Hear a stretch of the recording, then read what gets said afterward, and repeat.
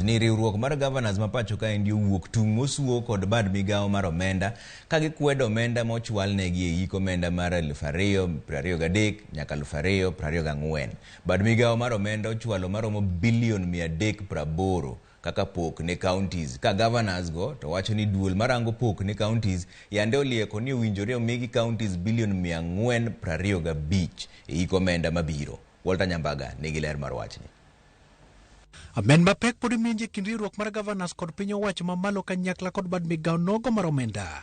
Gavanas go ywak ni gin kod luoro ni 10 counties kidek podho ka opo ni sirkal mamalo ok omiyo gi omenda. Gikoni omenda maromo shillings bilion 380 mochwal negi kaka pok mar omenda yiko omenda mar 2023 kod mano mar 2024 tin kendo ok nyal chopo dwachgi. The National Treasury has allocated county governments Kenya shillings 380 billion for the financial year 2023-24.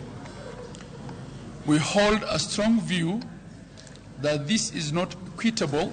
Gavanas go koni dwachgi en ni piny owacho mamalo chwal negi omenda bilion 425, omenda mayandi aput marango pok mag omenda ne counties, oluo ni obedo omenda mar pok mar hik omenda ni kaka pok ni counties. The council hereby reiterates its position of Kenya shillings 425 billion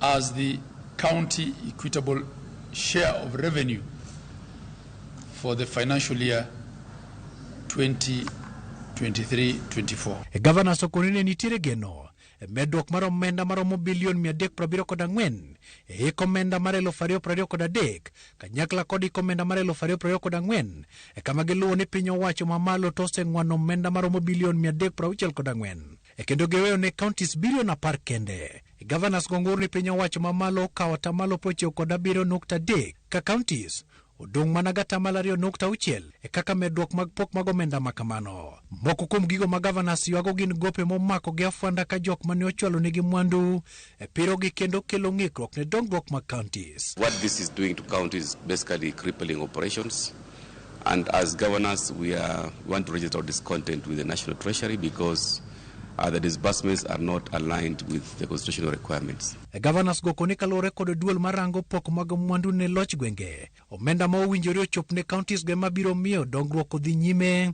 kata gi mederado kod midhiero makelo deko mag omenda mag counties ka gisero bad migao mar omenda. We have also disagreed with the position taken by the National Treasury because they are allocating themselves the functions of the Commission on Revenue Allocations. So what we are saying is National Treasury should respect the constitutional function of CRA and also looking at the recommendations of CRA, then you can have a conversation. Because what National Treasury is proposing, the 380 billion, is actually even less than 15%. Riwruok mar Gavanas mapacho ka ok onegi biro nyime kod chenro mar sondo piny owacho mondo yuejuol negi pok mar omenda nyaka atamalo mowinjore mabiro miyo gichwal tijegi makare. Gavanas go ywak ni nyaka chop sechegi gope magintiere godo miyo chwalo tije yudo ng'ikruok e counties opogore opogore. Walter Nyambaga, Ramogi TV, Nairobi.